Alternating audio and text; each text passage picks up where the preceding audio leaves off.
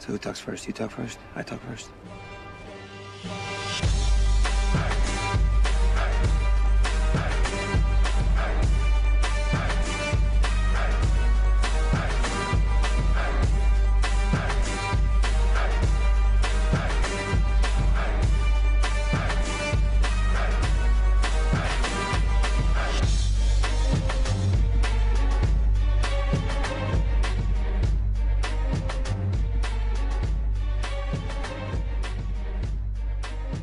Ladies, gentlemen, Twi'leks of a sexy age, welcome to Hell of a Pilot, Episode 3. My name is Owen Cross, and this time I actually remembered to introduce myself. With me, as always, is the one, the only, Mummy, when I grow up I want to be the TIE Defender. No, honey, you're going to do something with your life. Why won't you let me live? Mike Marriott. How are you today, Mike? After that introduction, I'm really good. And I only told you that story, so thanks for sharing. And of course, on my left, the man who has gone back in time, and all he got was this freaking propaganda voice, Lachlan Gillies. How are you today, Lachlan? I'm very well, thank you. How are you, my friend? Today, as a special treat to you lucky listeners, here he is. Ladies and gentlemen, here he is, the Bantha Barbarian, Hi Joe Wife, Hi Joe Kids, Slayer of Men and Tiny Spaceships alike, our regional winner. Ladies, please, one at a time, Nick Hendly. How are you, Nick? I'm good, mate. Cheers for that introduction. I'll need to get that playing when I enter stores now. You need to put that on a business card. Take it to people and be like, this is what you have to deal with. Yeah, just get it tattooed on my forehead. Oh, please do. Yeah, I think Owen, you missed your call as a professional herald. I think wherever anybody goes, they need to hire you. Hey, any job's a good job, right? Yeah. Let's start with what we've been flying. I've been away for a couple of weeks, pretty much this entire recording time, and I've been at sunny Scarif, also known as Sri Lanka. And I haven't played many games, but today I did play a game, which was fun. I got stomped by Michael Steffen. Thanks, Michael. You're a good guy. Mike, what have you been playing? I've hung up my Defenders for a little while, and I've actually been playing some Scum, and I've embraced the Zuckess. I'm actually loving the change, and also it's playing a Bosk Dengar list with a homing missile. And it's been a great palate cleanser because, as I said before, I was a little burnt out on the Imperials. And I'm really loving... Sorry? You've retired the Defenders. They're just on holiday. Oh, that's good. Yeah, no, I'll be coming back to them. But, no, I'm having fun with the Scum. Lockie, and you? I haven't played a proper game for a little while. Just been experimenting in quick, mini games almost, just with ships I haven't used very much. I'm pretty excited about the Striker at the moment because I did see your post on Facebook about how goddamn maneuverable that thing is. I was lucky. I was playing with a friend of mine who didn't mind letting me kind of backtrack so we could set up a video because I had to show people the way the Striker can get around. In one movement, I got around an asteroid, did a great long bank around another asteroid, and then barrel rolled into range 1 of a Y-wing with TLT so it couldn't hit me. So getting around an asteroid before moving and then barrel rolling, it moved a freakish distance in a weird shape and closed in for 4 reds. The Strikers, they get around. And of course, Nick, please tell me, what have you been playing? To be fair, not much. Since regionals and a little bit before that, I'd only really been playing the regional squad, and I may have caught the Destiny bug. So there's been some cards going on. But really not flying that much, if anything. I think I've played about 2 games since regionals. Wow. But I have my eyes set on quite a small number of lists that really looking to bang out for hopefully the nationals that might be soon. I don't know. So So I hear you're an Imperial player, is that right? No, the regional squad was the first Imperial squad I've ever played. Right. So I'm Scum at heart. Scum at heart, yeah, Scum for life. Scum life. Nick, you flew something called the Mynock Special, so I guess the interesting thing for me is why did you settle on that one? Well, from past experience, my traditional push the limit ace flying has been pretty subpar. Okay. And looking at the Mynock Special, you don't get that. I mean, Whispers, is her own beast, and as well, Omega with that Duke comms relay. So it was the best looking one for me to fly. I gave it a go and just loved it. Is there a more frustrating ship out there than Omega Duke at the moment? 3 defenders. Short answer. Yeah. Okay, Mike, we have a great show for everyone today. Can you tell us what's going to happen in this show? Look, we've got a good show. We've got our special guest, Nick, and in the upcoming Holonet section, we're going to be talking about the meta for the various factions. One hell of a pilot, our pilot lore section, we are going to be talking about the 2 most beloved figures in Scum, and that's Zuckess and Forlom. Yeah, I think Zuckess, patron say to Scum, please nerf, don't nerf. Yep. No, don't nerf. I'm playing it now, so it doesn't need to be nerfed. Don't nerf. Then we're moving on to the other section, what we call Outer Rim, which is kind of the off-topic stuff. But we're going to be talking about, I guess, what we'd like to see from the game over the next year from FFG. Because we know FFG is listening. Of course they are. FFG, Well, I'm listening to you. I'm talking to you. You special people out there. Yeah. Well, we're in iTunes now, so we're like important and special. Oh, we're important. That's important. We're important. I'm so glad. Yeah. And Cantina, we'll take a slightly serious note. We're going to just maybe mention the passing of the late, great Carrie Fischer. Raise a glass. Yep. I'm already half drunk. Yep. And we'll talk a little bit about sort of our social media stuff. And I think that's pretty much about it, I think. Oh, I have a special shout-out to a special listener, and I will get there. But, Oh, yeah, we do. I'm going to send you stuff. It's going to be great. If that's everything, it's on with the show.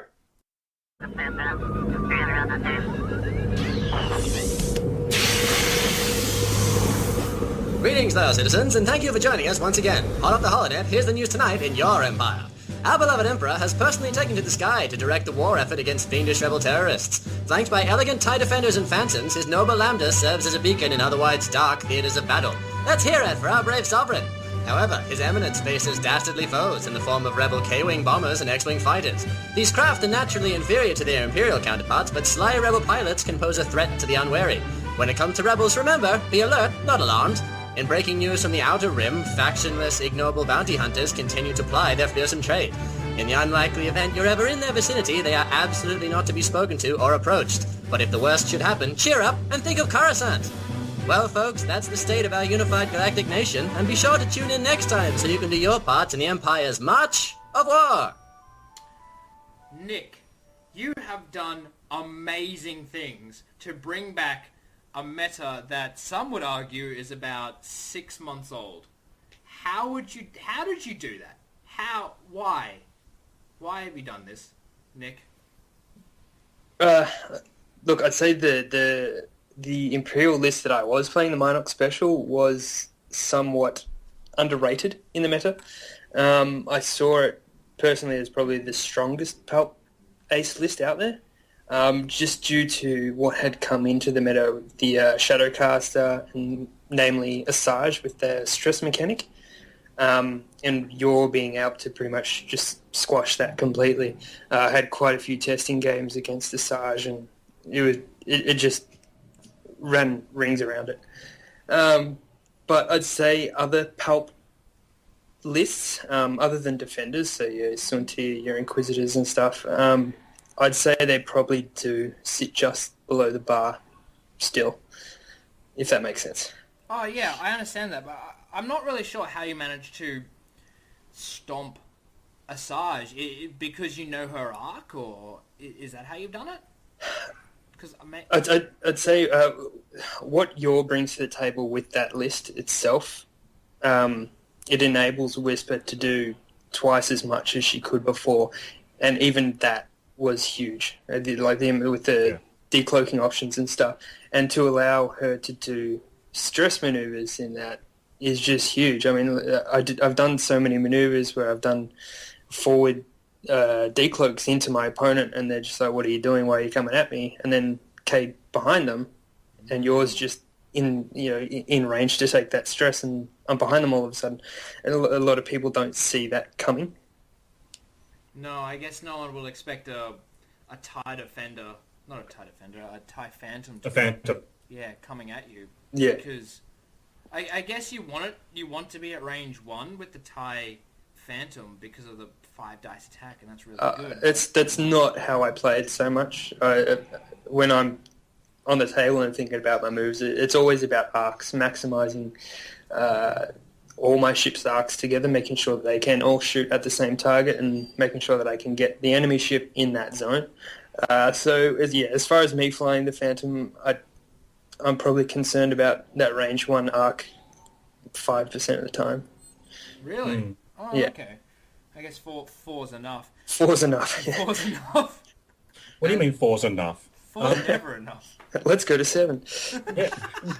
And so, I think you were saying before you were sort of new to the Empire at this point, or not new to it, but played it a bit less. Yeah. How did you decide each round when you were going to use Palpatine? Because you only get to use him once per round, so almost on anything you want, but only the once per round. And I've played against people who they're sort of paralyzed by choice. You know, they think, oh, do I change this dice? Do I change that? If I change something now, something more important might come up, and I've already used him. And I've seen people get through a whole round and not use Palpatine.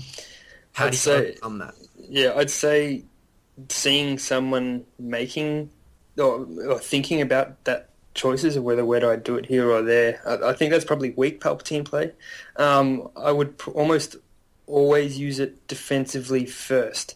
So I mean, when I say that pilot skill's going to come into play heavily there, like as long as I know that my ships are going to be safe or my aces are going to be safe, then that's fine, and I'll use it on the last shot to get a crit on the shuttle. I'll always use Palp at the last minute offensively. Any time before that will always be defensively. Okay, so you save or not save him, but you prioritize defense then. Yeah, exactly. Yeah. Yeah. I guess a living ship's still do a better ship than a dead ship. Yeah, that's true. So you went 6 for 6 in Swiss, which is amazing, and then you took out the championship. Was that 10 games in a row you did not lose? No, 9. So 9. Six Swiss into top 8, so 3 more. Yeah, 9. Wow, that's pretty cool. That's amazing. How long were you running this list for? How many reps did you put into this list? Oh, not to sound boasty, but not many games. Probably about a month before the regionals, I picked it up. I played maybe 2 or 3 tournaments, just little local ones, and maybe 1 or 2 little spots outside of that. But I hadn't gotten a lot of reps in. It's not as much as I usually do for a big tournament squad. You're right, man. Boasting's not the right word to use there. I'd say that's just how you did it. I mean, they always used to tell us at school, when you're practicing for an exam, at the last minute, if you don't know what you're studying, you don't know it, and more cramming homework the night before is not going to help you. A month of training with a list, you'd have to know the ins and outs of the dials and stuff by then. If I know I'm going to use a certain list for a major tournament, especially regionals, I do my homework off the table as well. I mean, I'll be reading forums or, talking to my mates that I'm playing with as well, how they would approach the game with this squad, and I'll bring those tips into my game and make it my game as well. So with the Phantom, that's a glass cannon. Very. Something nice about it. How do you treat it? How do you treat it differently to a Megaliter?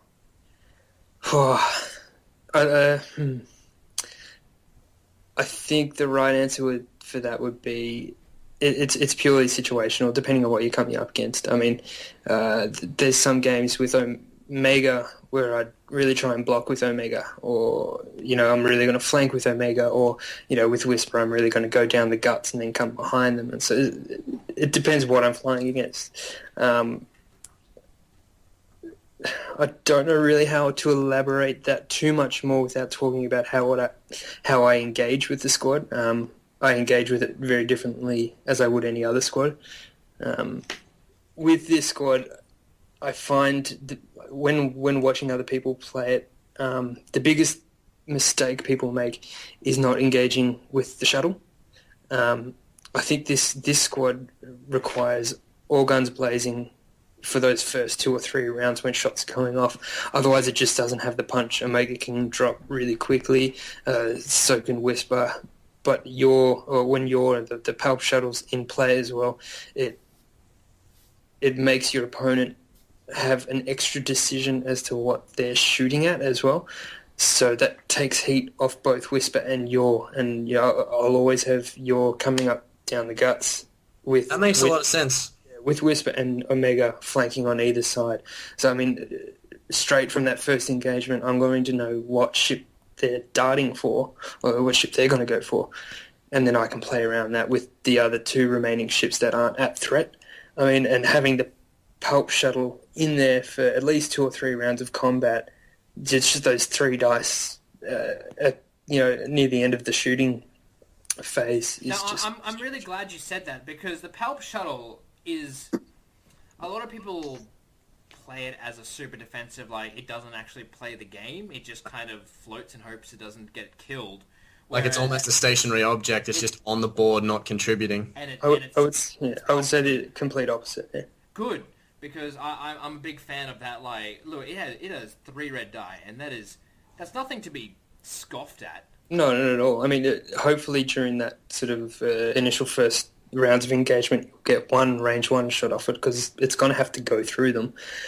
And if it can live past that, that's when you've pretty much won the game. Like, if Palp can get shots off, it's going to get some damage, and if it can survive that whole engagement, you're steps above your opponent at that point. Did you ever find that people would rush the shuttle and try and destroy it before and not go for Omega or Whisper, like try and maybe even get behind or around the shuttle?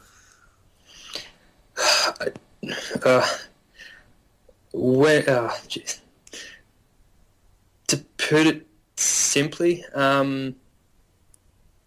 when I had given people the opportunity, they did. But given that opportunity, I made it very difficult for them with rock placement and the way I'd always bring Whisper and Omega from different angles as well. I mean, I always made it very difficult for my opponent to choose anything, if that makes sense. Yeah, because if you're going after Palp, you're ignoring the sort of 4 guns from Whisper. Yeah, and you don't want to ignore that either.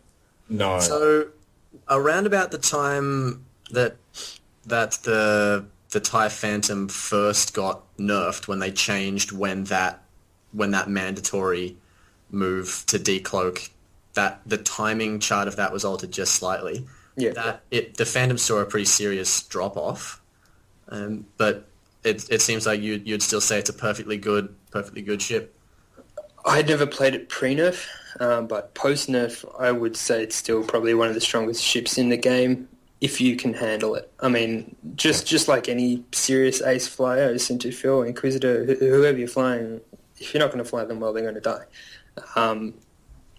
That is especially true for Whisper. I mean, she can drop like an ant. She's even more fragile than your other aces. Because of her She's natural green. Yeah. She's a classic Glass Canyon. 2 green uncloaked. I mean, yeah.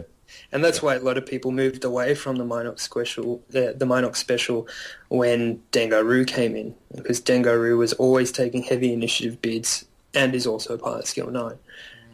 It pushed Whisperer out of the meta quite a lot, but I think if you play that matchup right, Whisper can dominate Dengar pretty hard. Just it's very hard to do. And I mean, I did managed to do it twice on the day, but they were probably some of my hardest games. Oh, you came against Dengaroo. Oh, I think there was only 2 Dengaroos on the day, and you caught both of them. No, same guy. I played him twice, so round 6 and in the top 4. Just to rub dirt in his face, like, Yeah.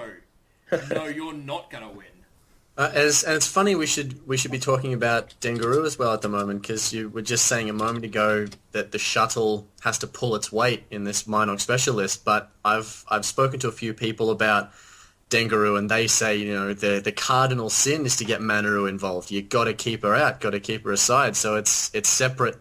It's not like that. The Mynock Special list. It's a very different mentality. I mean, and with the beast that Dengaroo is, you can deck that. It's not a set list. There's a lot of people build that list differently. I mean, I've seen some people put Torps in there, or make Manaroo that little hedgehog that she can be with the feedback, the R5P8, and stuff like that. I mean, that's a whole different sort of Dengaroo meta to be talking about as well. So moving on from what we're currently talking about to general Imperial meta, you've kind of broken the mold with bringing back the Phantom, but we always know defenders are what's happening. Oh, definitely. Oh, so many defenders. What do you think about them, and do you think they have a future in the meta, since you've already beaten them, obviously? I think they're probably, it's probably an unpopular opinion, but I'd say they're probably one of the best things to happen to the game. Really? I totally agree. Oh, don't you start. I don't often fly them, but from a competitive sense, the defender sets a real benchmark for any squad. I mean, you look back at previous metas, when it was just that rock paper scissors with the Swarm, the Phantom, or the Falcon. You don't get that anymore. It a lot of lists coming into the meta right now. Everyone's looking at the defender, and I think the defender is going to stay for a lot longer than previous sort of power creeps had been. I could see the defender being a benchmark for the rest of the game. It's definitely the ship that people at the moment are thinking, okay, how do I beat it? It's not just... It's not unbeatable, though. No, it's definitely not. Yeah, no, you're right. It's a benchmark. That's the best word. They just shifted the goal. They just shifted the goal and went from the B wing.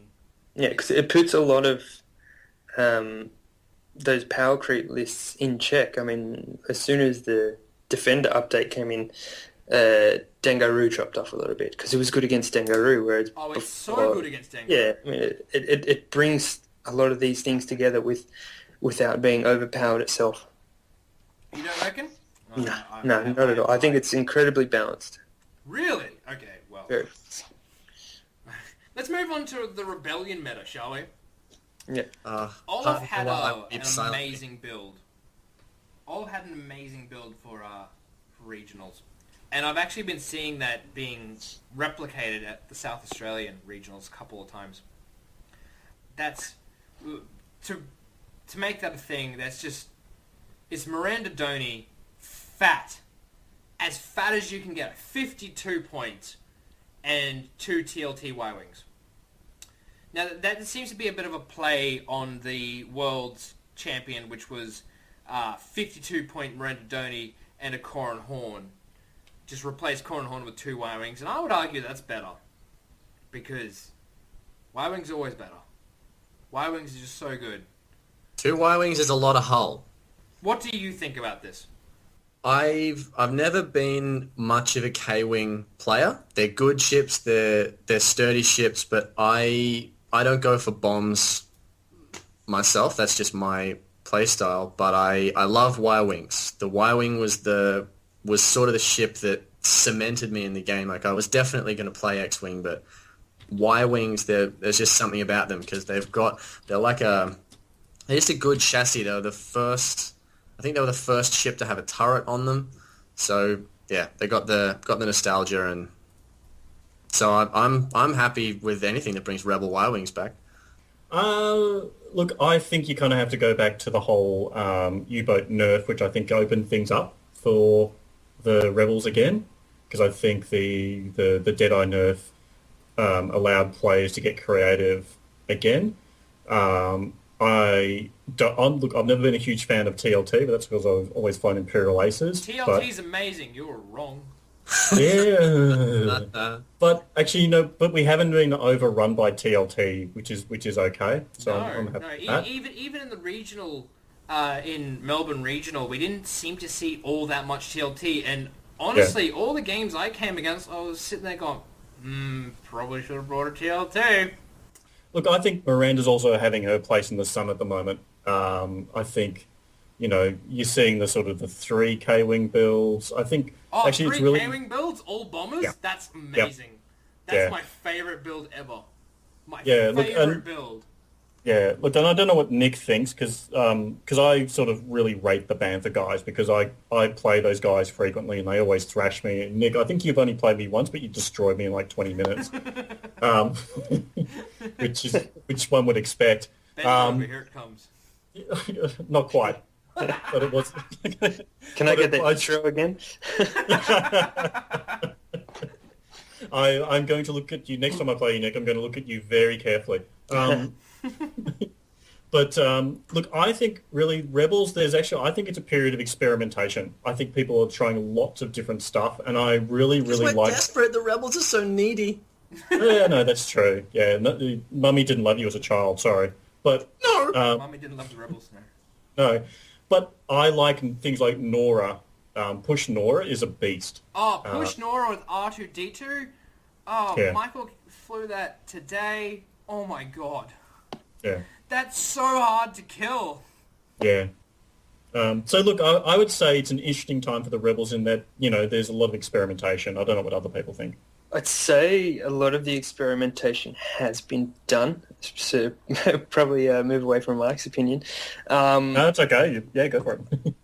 I think what Rebels do best is that high hit point and just heavy damage that they can dish out. I mean, I think it was maybe prior to the previous Worlds, we were seeing those double ghost Y-Wing lists pop up. Oh, yeah, that was the last Worlds and the Gen Con, I believe. Yeah, around then. Double ghost Y-Wing? Beast! Yeah, I think if that Rebel meta were to come back right now, I think it would be much stronger. Oh, be careful what you say. That is going to make people bring 40 hit points to the table. I rate it. I mean, as soon as I saw it, I wanted to play it, but hey, I don't have 2 ghosts. But I mean, I'll be right back. Yeah, I'll be right back. I'm just going to go out and get another ghost. Who has like $140 for that? I think if people were still playing that, man, they'd just be ripping the field. I mean, I played against a number of ghost lists. I don't think I ever played against a double ghost, but I'd never like seeing one. I think if that were to come back now, Rebels would be in a much better place. And I'm really looking forward to the next wave for Rebels. I think it's going to open them up a lot more with the new little tie coming into their repertoire. What particular part of the next list? I'm guessing you weren't completely overwhelmed with the U-Wing. What do you think is going to happen with the TIE Fighter? What do you want to happen with it? I think Rebels are going to explode with it. I think that 20-point filler that is going to replace that A-Wing blocker filler. Yeah. I think it's just going to... sits in there is pretty cool. I think it's going to open up Rebels phenomenally. I've been playing around with a couple lists recently. I mean, with the traditional double regen list with Poe and Corrin, and I think it came second at Worlds, 2 Worlds ago maybe, the double regen with the A-Wing blocker. If you can replace that A-Wing blocker with Captain Rex, with his pilot ability, right? Yeah, reducing their attack value. Yeah, right. So for the next phase, right? I mean, in a regen squad, that's going to be awesome. And then you add the title, you get Tactician and Black Market Slicer tools. All of a sudden, in a double regen squad, you've got stress control, you've got possible free damage and damage reduction from your opponent with the condition card coming in. I think little stuff like that from just 17 to 20 points is going to be massive. Yeah. I didn't even And is think it about didn't even think about Rebel Regen in conjunction, because I came against a Poe and Corrin build in Nationals, and that mopped me up, and I was running horrible. And it did have a little A-wing blocker in there. No, it had a Z95 that gave Poe the ability to take a second focus. Okay. No. Imagine instead of a Z-wing, a TIE fighter that can do twice as much. Yeah, that's. I think just scary. That little thing for almost the same point cost is just going to be huge for Rebels. I mean, Rebels find it tough to get that 20-point little filler, and I think this is going to be it. Why did they do this to us? Let's move on. Let's move on to Scum, my favorite faction. Nick, sounds like your favorite faction. This is everyone's favorite faction, Scum. Oi, you get off. No, you're not welcome here. You're not welcome here. Just because you get around in a t-shirt that says, "Ask me about my party bus." What's that about your party bus? Wouldn't you like to know? That's the whole point. That's what my shit says. Ask me about my regionals win. Yeah. So, Mike, let's start with you. You've had a bit of fun with Scum. Tell me about your Alpha Strikey of Alpha Strikiest lists of Alpha Striking. Go. Well, look, first of all, I decided to actually dust off the models that had been sitting there and I'd bought for cards and actually play with them. And I really, really like them. So I've been running a Dengar Bosk list. So it's Dengar with the title, R4 with the R4 aggro mech and a few other bits and pieces, and hits really well. And then I've been having Bosk with VI and the homing missile, and it's just a great opening to fire off that sort of missile. I've been experimenting with the droid that gives, I think it's K4 security droid in the crew, which gives you the that target lock for a green maneuver. Free target locks on greens. Yeah, and just hanging back in the initial move, and then just kind of darting forward with a 3 green, taking a target lock, then getting the focus, and then firing off a homing missile. Lots of fun. And I've been using my once most hated crew member, Zuckess, who I've now... Yeah, Zuckess! Yeah, sign me up for the Church of Zuckess. We're full, man. Damn it! I'll start. I'll start a heretical sect. Only one mic allowed. But it's fun. I enjoy what I'm really discovering is the crew shenanigans are fun. Oh, they are. They're so much fun. So yeah, it's a good hammer and anvil list. I mean, if you kind of the Slaver has the low agility, but if you start wailing on that, then you've got Dengar to come in and sort of really put out the hurt. You can't really one-turn the Slaver. It's just got a little bit too much hold to one-turn the Slaver. Yeah. So you have to really decide what you're gonna do with it. Yeah. All I'm hearing out of your scummers is whaling and slavery, all practices that have been outlawed by any sort of decent society.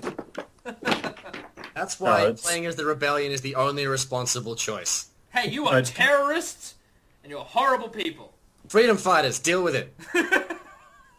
Lockie, whatever consenting pilots do in the privacy of their own bedroom is fine. Got it. Nick, what is your take on Scum? Scum are just too versatile, man. Way too versatile. Bread and butter of every rock, paper, scissors game you could play. Zuckess especially just opens them up so much. Just being able to slap, what is it, the 29 points for the Slaver and the crew on there with the 32? Yeah, I mean, for a 32 placement of just this brick that just throws bricks, it's just crazy. With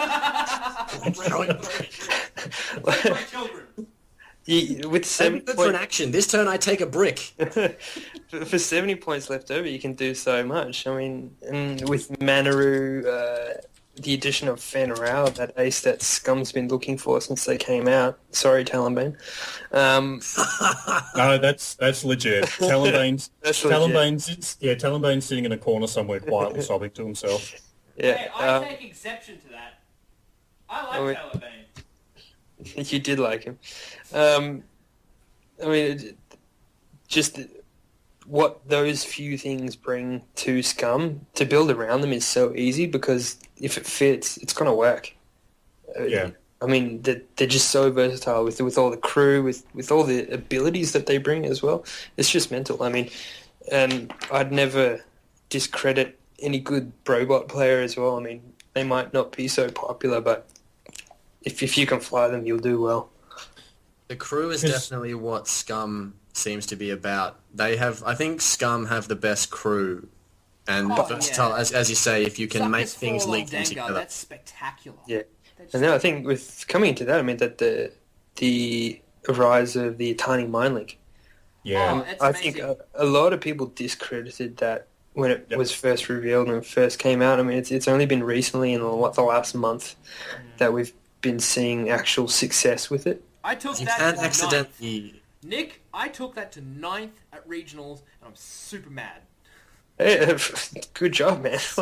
Super mad. I mean, I'm seeing all, like, right now, just all these different and wild and weird Mind Link lists. And you got Palob, you got Asajj and Manaru and Fendrau. I mean, who thought they would have come to the table? Yeah. I mean, it's just crazy. I mean, David, who just won the SA regionals with that a tiny Mind Link list, that's a cool list. It's exactly my list, except replaced the Y-Wing with Asajj and god damn. Yeah. It's so hard to kill. Yeah. It's I mean, it's just... Whenever I hear about somebody suffering, if not losing a game because someone fed stress into their Atani Mind Link list and sent stress, I always picture Jeff Goldblum taking a laptop into the ship in Independence Day. It's just, we gave this X-Wing list a virus. Yeah, I mean, with the rise of all this Atani Mind Link stuff too, I mean, that's where changes come in the meta. You might see some more stress control come back into the game with the stress hog and stuff like that. What do you think about... Is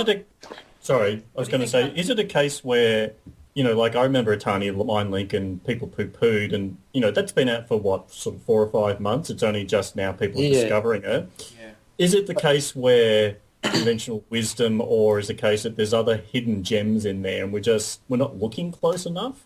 I think it's that people didn't look. I mean, the first thing that people had thought of and tried was the Fenrau and the old Terok with Manaru.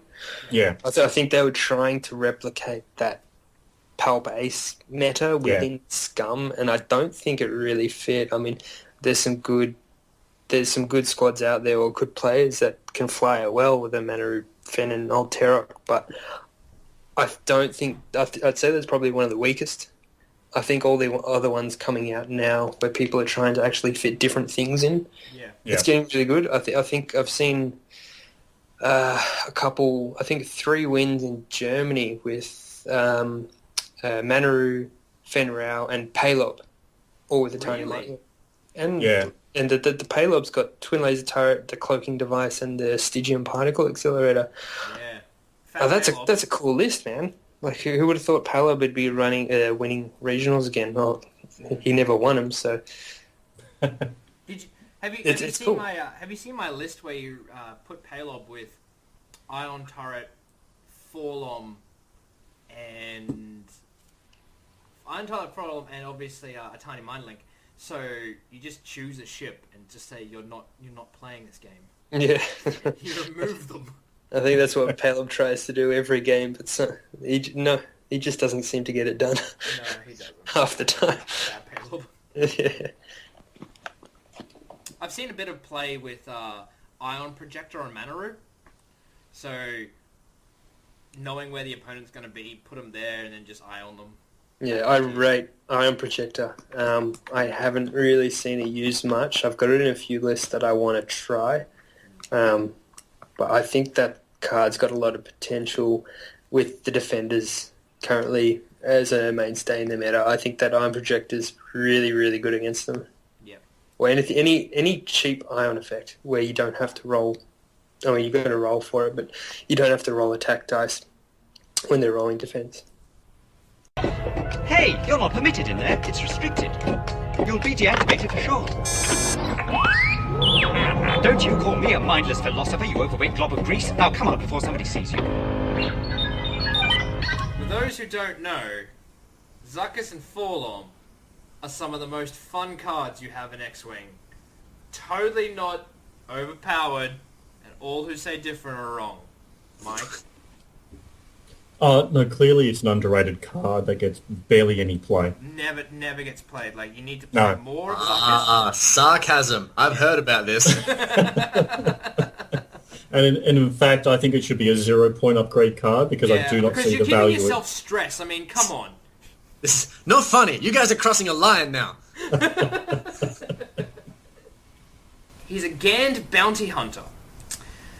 He was in episode 7. 5. You've been spending too much time hunting mist. You've given yourself the vapors. Oh. I mean, he does have, like, a little thing on his chest that's, like, giving himself the vapors. Yeah, we get it, Zuckess. You vape.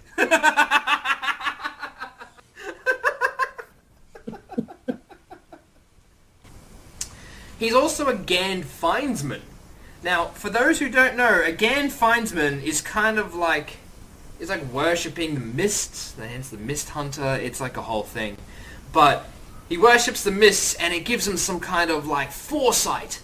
And he's like, the mists are giving it to me. It's not the mists, it's the force. He's a little bit force sensitive. Say what? That's right. What? Zuckess Really? is actually force sensitive, yeah. I didn't know this. Yeah.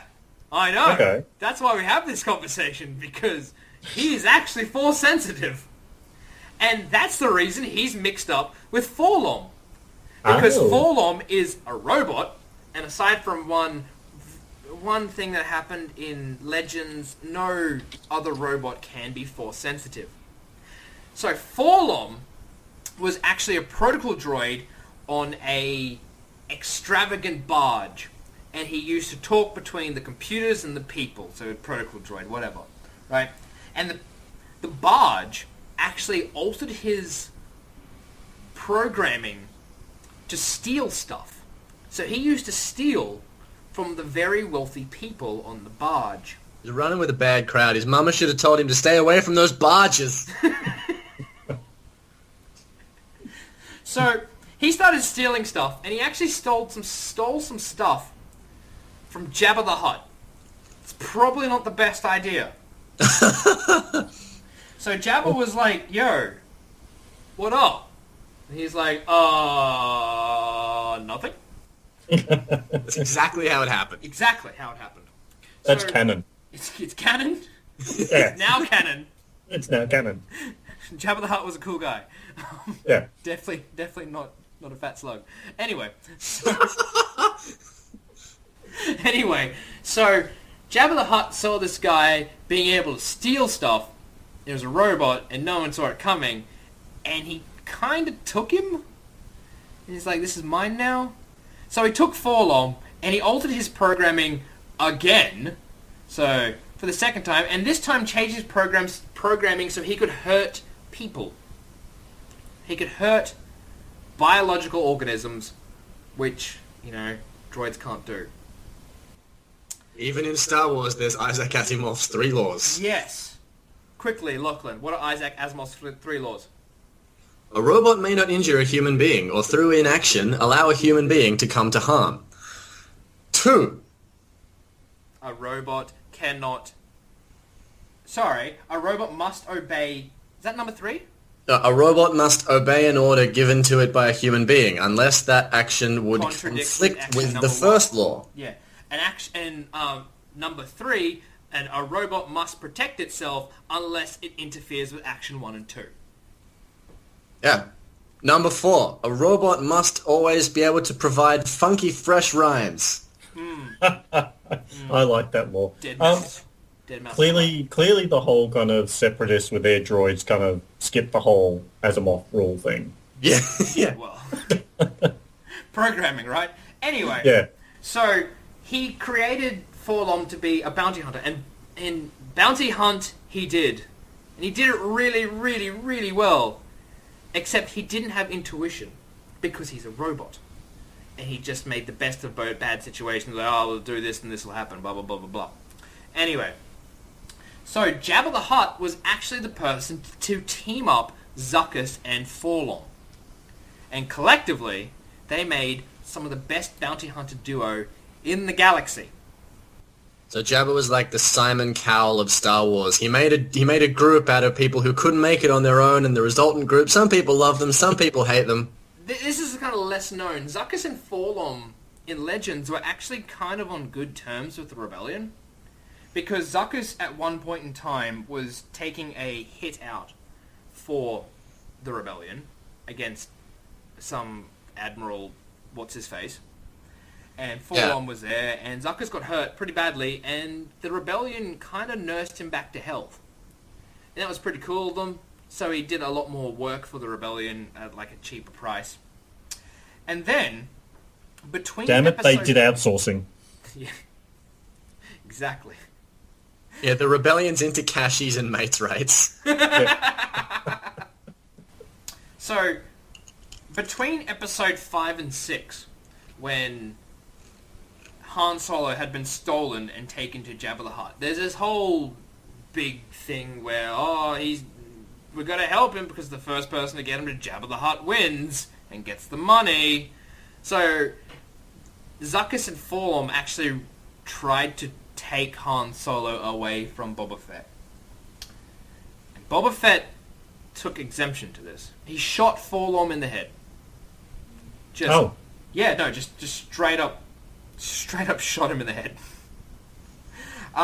Zuckess, because he's a robot, Zuckess could fix him. And he could. Except he was shot in the head. And so he had to wipe his memory. Well, he couldn't recover. Yeah, getting shot in the head will do that. Yeah. He had to wipe his memory. And so Forlom and Zuckess did one more mission together, and Forlom wasn't the same Forlom, and they kind of split ways because they didn't have a friendship anymore. They just kind of drifted apart. I'm sad now. I know. It's actually really sad, isn't it? It's like a rom-com gone bad. Yeah. More with, like, insect people. A lom-com. Oh!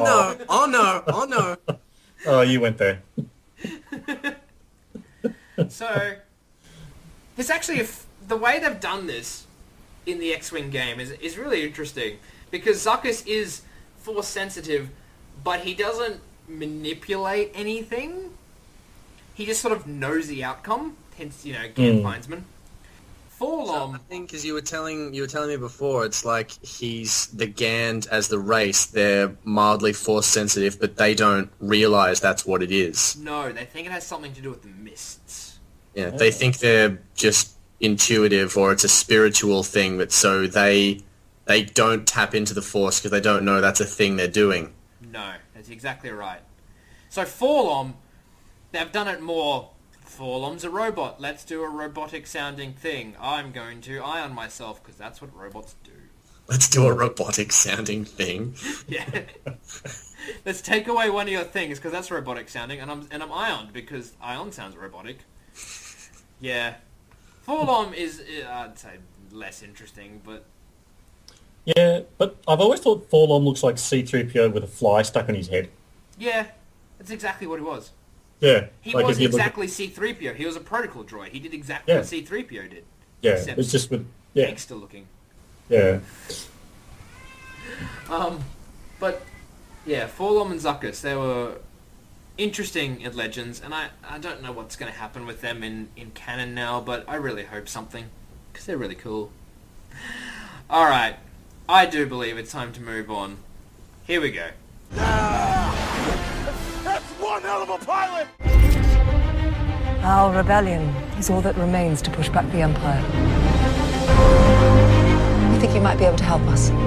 Okay, and now welcome to the segment we like to call Outer Rim, and we're going to spend some time talking about what we'd like to see from FFG and X-Wing in the 2017. So I've got a radical idea for Fantasy Flight. Stop giving us ships.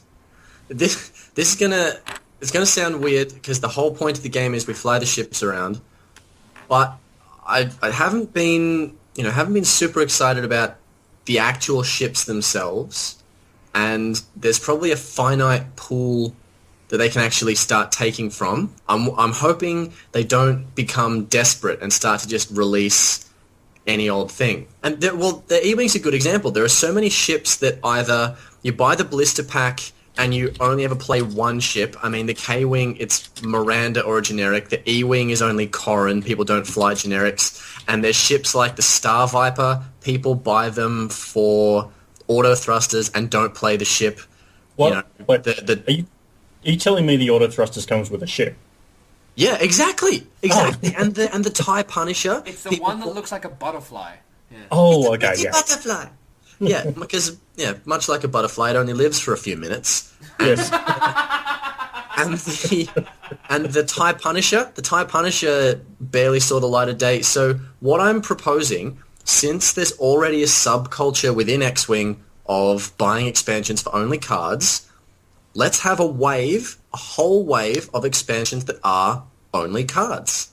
If they released an expansion pack that had a couple of just pilot cards, so you could change the way you played because you'd have more options. If they released a pack that was just some new modifications and, a couple of new titles for existing ships, like everybody loved Imperial Veterans because of the TIE Defender titles. If they released a pack that was just some titles for existing ships, like, say, a B-Wing title, for example, that would refresh the B-Wing, you wouldn't have to buy a new one.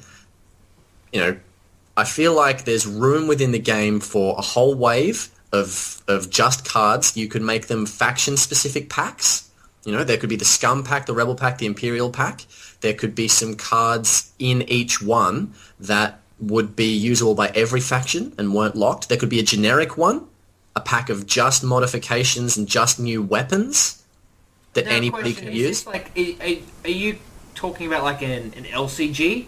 So like a living card game? So like when you buy this pack that's going to have like X amount of cards in it, you know exactly what cards you're getting? Or are you saying more of like a CCG where it's like you buy a Rebel pack and that Rebel pack's going to have some Rebel cards in it? No, definitely not. Definitely not. I feel like one of the many strengths of X-Wing is you can prepare your squad, you can prepare your game by being able to purchase exactly what you want in it. I feel like, for people who want the excitement of opening up a blister pack, an expansion pack, like back in the day when I used to collect Pokemon cards when I was little, there was always the thrill, maybe there'll be a Charizard in this one. But that's not a reliable way of playing a game. I feel like there need to be packs available that you know what's in them, and you can buy them because you want XYZ. That's why I know when am I going to get Charizard? eBay. eBay and a small loan. So I guess this is an idea that I've spoken to a lot of people about as I've been playing. It's definitely not, I'm not the only one who's had the idea, but I do think that the game would benefit from it. Have fewer everyone's got a drawer full of cards they don't need that came in ships they wanted, and a drawer full of ships they don't need because they came with cards they wanted. Let's minimize the amount of clutter in the game and just get fewer models. And if there are ships Fantasy Flight are thinking about, maybe we'll release it, maybe not, just save them, keep them in the bank, release them in 12 months. Get fresh mods, fresh titles, fresh weapons out there, and just keep it neat. So there's a saying that if you're not growing, you're dying. Removing ships from the game and removing the excitement of playing, I'm going to play an X-Wing, I guess all the really iconic ships have already been taken. So I guess in that regard, you kind of want FFG to focus more on what they can offer. other than the ships, like the game itself. Maybe like a Tory cluster. Maybe that could be a thing. Oh! Yeah, look, I think that's the thing, because typically their business model now is that you each wave brings new ships. Within those, you get pilots and abilities. But the way to potentially expand the game is not just through a new wave of ships, but, you know, through an expansion pack, which is just cards only, or through mission packs in an Aturi cluster type scenario. Because I think, you know, like, I think the waves have been coming thick and fast, but I'll be honest, the last couple of waves have left me a little underwhelmed. Whereas it kind of like, but also it's just like, well, I just got the TIE Striker and, you know, I've barely flown it before. Hey, here comes the next wave with the new hotness. It's kind of like we're barely catching our breath in terms of the ships that we've got before the next one comes out. Yeah, I'm with you with that. I'm still yet to buy a Ghost. I want a Ghost. Yeah. And I kind of feel like it'll be the next wave. Yeah. And it kind of feels like it's fast fashion in a sense. It's like, you know, here comes this quarter's, you know, latest hotness. It's kind of like, well, you know, I'd actually like to pause and learn how to fly the X-Wing or fly the Ghost a little bit more. And, you know, maybe we could just... I got an answer for you. Don't okay. fly the X-Wing. Okay, well, there's the problem. Yeah. I have a big dark lighter with your name on it. So, we've been going here a while, right? And I'm pretty drunk. I'm not sure if this place is even safe. Wait. What the hell is the old guy doing with the glow stick? I mean, wait, no, it's Thursday. Oh, no! I can't! What the... No, that's normal for this place. How are you looking on the Holonet? We're not going to talk about the old guy who just cut off the other dude's arm? Sure. Okay. Anyway, we're on iTunes now. That's pretty exciting, Mike. You've been trying to get us on iTunes for a little bit. I have, and we finally got there. And I know a lot of people have asked for it, so you can now find us in the iTunes store. Just search for Hell of a Pilot, and we're there. That's pretty exciting. I'm actually really, really happy with how this whole podcast has just taken off. I am. I'm glad we're on iTunes now, and apparently we're like well liked. Thanks, guys. No, it's great. The response has been fantastic, and I think you know, to finally get on iTunes makes me feel all official and special. Well, it should. It was. You know, you've been the one to get us through the iTunes process. You're the one who got us there. There's been a couple of people commenting like, "Oh, I don't want to listen to this unless it's on iTunes," which I guess is fair enough because, you know, iPhones and that don't really like podcasts unless they're on iTunes. But we're official. Hands in the air. But don't wave them around because we do care. Oh, but you know what? I tell you what. Downloads. We've had a good amount so far. It's really exciting. Collectively, we've had over 200 downloads. That's really, really... I'm really excited for this, guys. And you're all very special to me, except for Zach, who is, you know, the most special to me.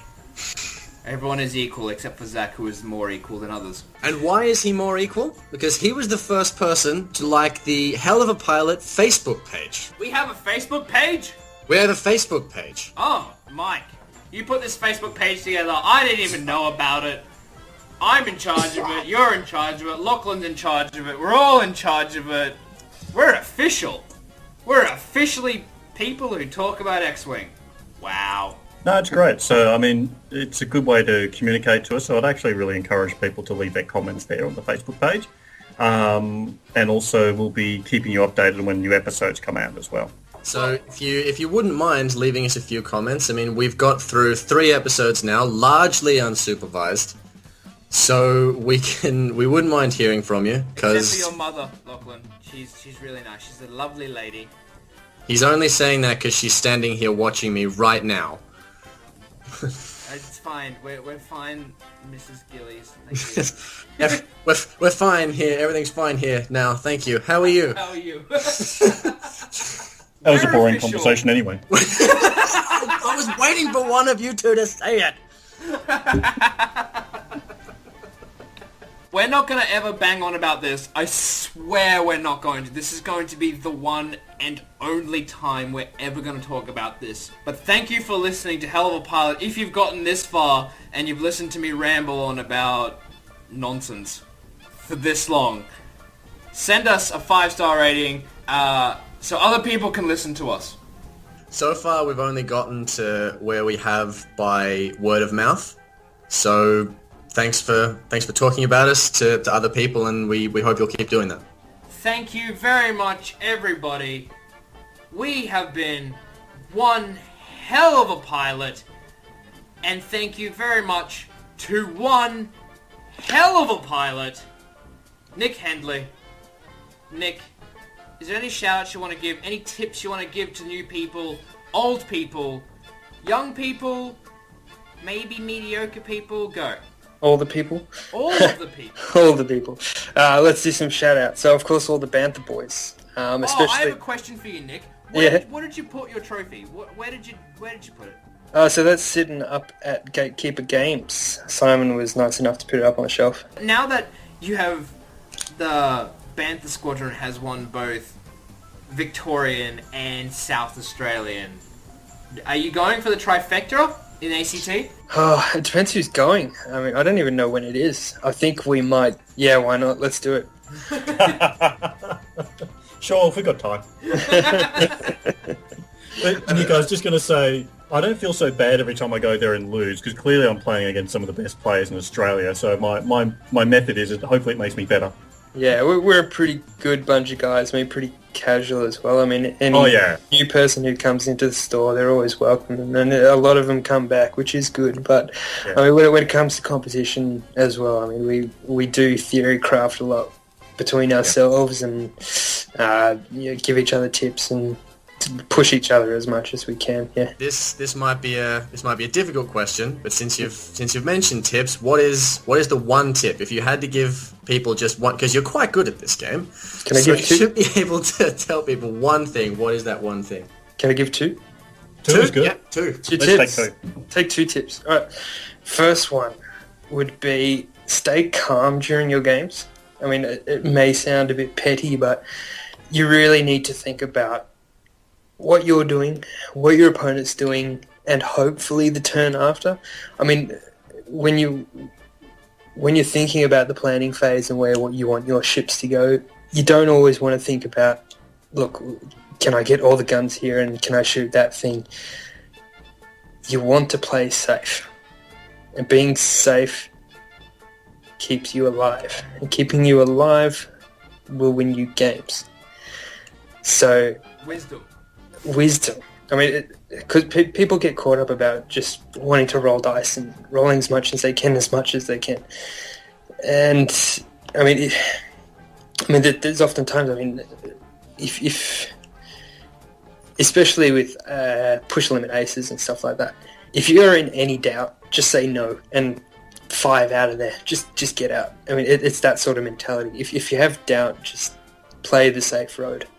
A ship on the board fires more dice than a ship that's off the board. Yeah, exactly, man. I mean, you could get a bit... Anyway, everyone gets all a bit heated up in the game. You know, they're getting into it. They want to roll some dice and all that. But I mean, if you really, want to be the best you can, you want to win the games as best you can as well.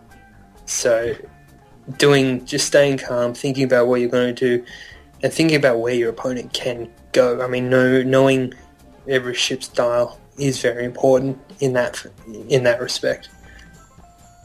My second tip, let's talk about rock placement. Oh, Yeah. please, let's talk about rock placement. Yeah. So have you guys spoken too much about that? No. Like I've been playing the game for nearly 2 years, and I still at the start of every game just be like, I'm putting rocks down, and that's about it. Throw it on the board. Throw it on the board. Okay. So when we come to rocks, I try and achieve one of 2 things. I mean, obviously your opponent is going to change that sort of setup, but I mean, you're putting down half of them. Hopefully you can achieve one of these 2 things. And the first one would be a V formation. Everyone knows a V formation. Ducks, Mighty Ducks, you know, they do it on the ice, they do it in the air. Okay? So I think the V formation for you is very important if the V formation is pointing at your opponent. I mean, there's always going to be maybe one or two scattered rocks here or there, but if you can get some sort of V formation pointing toward them, it can be very important, because what it does is it forces your opponent to come through the rocks at angles. And when ships are coming at angles, when how do I put this? So if ships are coming straight down the board and have to turn into rocks, that formation is going to be broken, and it's going to be further broken when they come through rocks.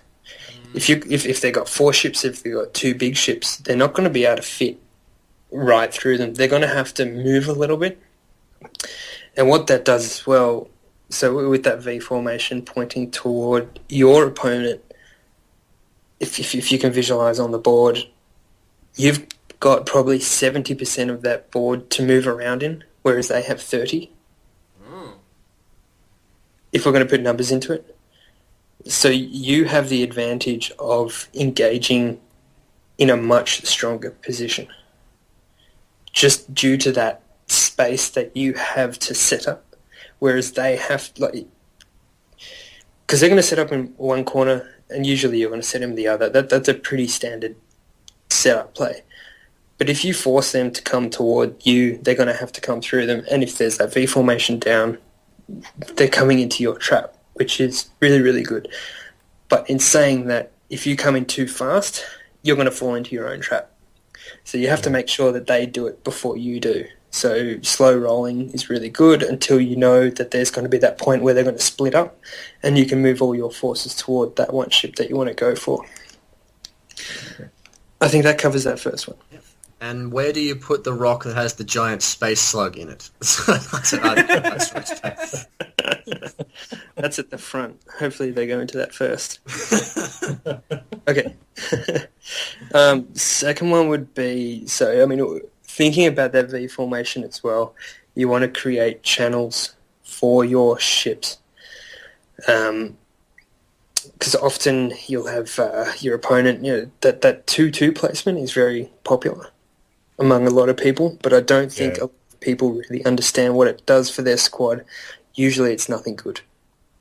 No, I've been going with 3 and 3. I prefer that one much more. That is a lot better. Yeah. So that 2 and 2, it leaves the board open. It's really not doing anything for you. But what that does as well is, as soon as they do that, they're taking away room for them to block. So when I say channels for your ships, so when I've started playing this Mynock Special, I'd never deployed a large ship on a 45-degree angle before. And Sid's playing Palp, I'll probably do that all the time with every large ship I play now. But not so much that. That also is accompanied by rock placement. I'll always make sure that wherever that 45-degree is, it can fly through that channel without having to move unless I absolutely have to. Because always, I mean, more commonly than not, they're going to be in the other corner. I mean, how often do you set up in the same corner as your opponent? Probably not too much. No. Yeah, so I mean, if you think about that, if you've got a direct channel to go through, there might be some rocks on either side of that channel which they're going to have to battle, not you. So I think that is another thing to really think about. I mean, small ships, it's not so big, but when you're talking about large ships, I think it's really big. I mean, it doesn't even have to be on those diagonals. I mean, it can also be on verticals and horizontals, but you don't want to make it obvious when you do that. So, especially with the horizontal ones. So setting up horizontal ones for large ships is really good too, because you can come up the board and move into them, and your opponent might not have seen that, and by the time you've gotten yourself into that center channel, that center horizontal channel, they're already starting to having to deal with the rocks and they don't know where they're going now, but you know exactly where you're going. That is better than just winging it. Okay. Lachlan, do you have any shout-outs for us? No, I don't think so. It's been a good show. That's it. Mike, and you? I'm just going to shout out to Nick because he's actually here, so I appreciate the time he's taken to share his insights in the game. It's really appreciated. And I'll reiterate that the guys from Bantha, they're great guys. A lot of fun to play with. And, you know, I'm still learning to be a better pilot. And whenever I go there, they always take the time to give me some pointers. So much appreciated, mate. Yeah, no worries, man. And I would like to shout out to a lovely man called Zach Crowley. We haven't even announced that we have a Facebook page, but he's already liked it. Zach, you're a legend. Thanks. You're our favourite, Zach. Zach, I'm going to get your address. I'm going to send you some stuff. Thanks very much. And that about covers it for this episode of Hell of a Pilot. I've been Owen. Yeah, and I'm Mike. And I'm Mike. Oh, no, wait, I said that wrong. I am... And I'm Nick, your newest Victorian regional champion. Excellent. Yeah, you are. Yes, you are. This has been one hell of a pilot. Thank you for listening. Have a good night.